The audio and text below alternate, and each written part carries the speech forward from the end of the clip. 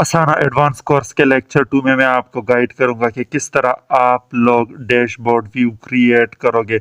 मैंने फाइवर की gig open की है और यहाँ पे आप देख सकते हो कि इसने अपने डिस्क्रिप्शन में मेंशन किया है कि मैं आपको डैशबोर्ड व्यू क्रिएट करके दूंगा। तो आज की ये वीडियो रिपोर्टिंग व्यू के हवाले से है कि हम रिपोर्टिंग व्यू में डैशबोर्ड किस तरह क्रिएट करेंगे। सिंपली आपने असाना के इंटरफेस को ओपन करना है और यहाँ रिपोर्टिंग के सेक्शन पे क्लिक करना है। जैसे ही आप यहाँ पे क्लिक करते हो तो अब आपको यहाँ पे कोई भी डैशबोर्ड व्यू नहीं शो होगी। आपने सिंपली गेट स्टार्टेड पे क्लिक करना है। जैसे ही आप गेट स्टार्टेड पे क्लिक करते हो तो यहाँ आपकी प्रोजेक्ट्स की सारे डैशबोर्ड व्यू क्रिएट हो जाएगी ऑटोमेटिकली। यहाँ आप देख सकते हो कि कंप्लीट टास्क कितने हैं, इनकम्प्लीट टास्क कितने हैं, कितने प्रोजेक्ट हमने इनलिस्ट किए हैं और यहाँ पे आपको ये भी मिलेगा कि ओवर ड्यू टास्क कितने हैं।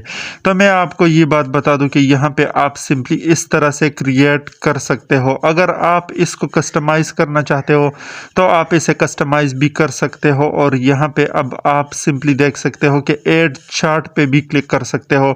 जैसा कि अगर आप चाहते हो कि यहाँ पे मैं एक एक्स्ट्रा चार्ट ऐड करूँ क्लाइंट के लिए तो यहाँ से आप कर सकते हो। यहाँ पे रिसोर्सिंग के चार्ट है, वर्क हेल्थ के है एंड प्रोग्रेस के रिलेटेड है। अब अगर आप यहाँ पे किसी भी चार्ट को ऐड करते हो तो सिंपली उस पर क्लिक करो। इस पर क्लिक करने के बाद वो चार्ट ओपन हो जाएगा।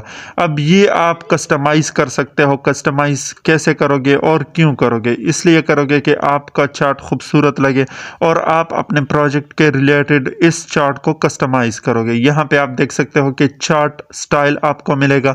अब यहाँ पे लाइन चार्ट सेलेक्ट कर सकते हो, बर्न अप सेलेक्ट कर सकते हो और बर्न अप के साथ साथ डू नॉट सेलेक्ट कर सकते हो। आप देख भी सकते हो कि मैं जो भी ऑप्शन सेलेक्ट करता हूं उसके रिलेटेड वो चार्ट चेंज होता है। अब यहाँ आप मुख्तलिफ किस्म के चार्ट स्टाइल अपने हिसाब से सेलेक्ट कर सकते हो जो कि सिंपल एंड इजी है। अब आपको चार्ट स्टाइल के हवाले से समझ आया होगा और यहाँ पे आप कलर भी चेंज कर सकते हो। रिपोर्ट ऑन का सेक्शन अगर आप देखो तो यहाँ पे आप स्पेसिफिक चार्ट क्रिएट करोगे अपने वर्क स्पेस के रिलेटेड, टीम के रिलेटेड और प्रोजेक्ट के रिलेटेड। यहाँ पे अगर आप चाहते हो कि मेरे सारे प्रोजेक्ट का चार्ट बने तो वो भी आप कर सकते हो। यहाँ पे simply X axis and Y axis आपको शो होंगे। अब मैं कहता हूं कि मेरे एक्स एक्सिस पे मेरे प्रोजेक्ट के नेम जो है वो शो हो जाए तो वो मैं सेलेक्ट कर सकता हूं। अब एक्स एक्सिस पे मेरे प्रोजेक्ट के नाम शो होंगे और वाई एक्सिस पे अगर आप देख सकते हो मैं चाहता हूं कि मेरे टास्क काउंट सेव हो जाए तो यहाँ पे ये मैं कस्टमाइज कर सकता हूं। यहाँ पे कंप्लीट एंड इनकम्प्लीट टास्क भी सेलेक्ट कर सकता हूं तो चार्ट ऑटोमेटिकली कस्टमाइज होगा और यहाँ पे क्रिएट पे क्लिक करने के बाद अब ये चार्ट क्रिएट हो जाएगा और आपके डैशबोर्ड व्यू में आपको शो होगा। अब मैं अगेन एक अनदर प्रोजेक्ट क्रिएट करता हूं और आपको दिखाता हूं कि किस तरह ये काम करता है। सिंपली मैं प्रोजेक्ट पे क्लिक करूंगा, कोई भी नाम यहाँ पे मैं लिखूंगा और नेम लिखने के बाद यहाँ पे कंटिन्यू पे क्लिक करूंगा।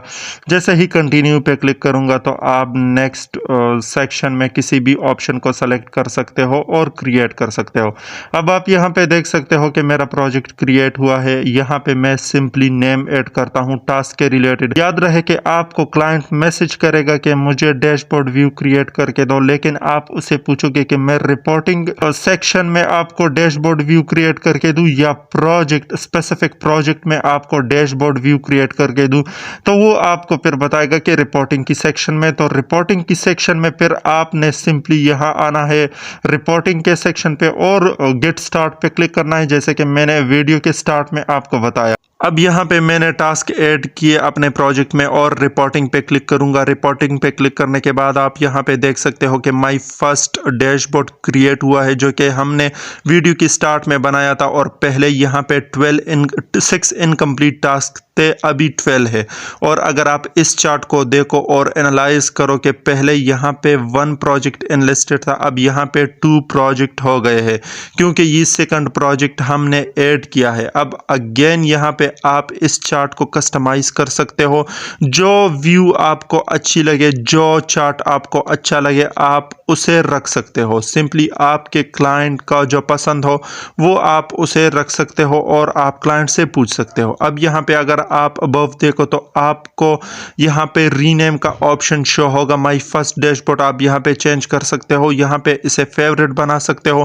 फेवरेट पे क्लिक करने के बाद अगर आप साइड बार को देखो तो यहाँ पे आपको फेवरेट का ऑप्शन शो होगा। आप सिंपली यहाँ पे देख सकते हो कि आपकी जो फर्स्ट डैशबोर्ड है वो आपका फेवरेट बन गया है। इसके रिलेटेड अगर आपको कोई क्वेश्चन हो, कहीं पे भी समझ ना आए तो आप कमेंट में पूछ सकते हो। अब आप अगेन यहाँ पे एक अनदर डैशबोर्ड व्यू भी क्रिएट कर सकते हो। यहाँ पे आप देख सकते हो कि यहाँ पे ये जो फेवरेट मैंने बनाई यहाँ पे शो हो गई है। आप यहाँ पे सिंपली डिलीट भी कर सकते हो और डिलीट करने के बाद आप अगेन एक डैशबोर्ड व्यू क्रिएट कर सकते हो। आप किसी भी चार्ट को ओपन करो, ओपन करने के बाद उस पे क्लिक करो और क्रिएट पे क्लिक करो। क्रिएट पे क्लिक करने के बाद आपको कुछ इस तरह का चार्ट शो होगा। इस डैशबोर्ड में आप चार्ट ऐड कर सकते हो अपने मर्जी के हिसाब से। यहाँ पे आप ऐड चार्ट पे क्लिक करोगे। चार्ट पे क्लिक करने के बाद कोई भी टेम्पलेट सेलेक्ट करोगे और सेलेक्ट करने के बाद आप सिंपली यहाँ उसका नंबर चेंज कर सकते हो, स्टाइल चेंज कर सकते हो। अब इस लेक्चर में मैंने आपको सिखाया कि अगर आपको कोई क्लाइंट मैसेज करे कि मुझे सिंपली डैशबोर्ड व्यू क्रिएट करके दो, तो आप उसे पूछोगे कि आपको प्रोजेक्ट की डैशबोर्ड व्यू चाहिए या रिपोर्टिंग की।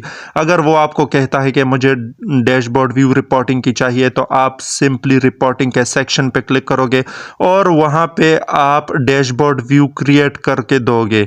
यहाँ पे आपको बहुत ज़्यादा अर्निंग मिलेगी अगर आप ये स्किल सीखोगे। इसके रिलेटेड अगर आपको कोई क्वेश्चन हो तो आप कमेंट में पूछ सकते हो। मिलते हैं नेक्स्ट वीडियो में। Thank you so much.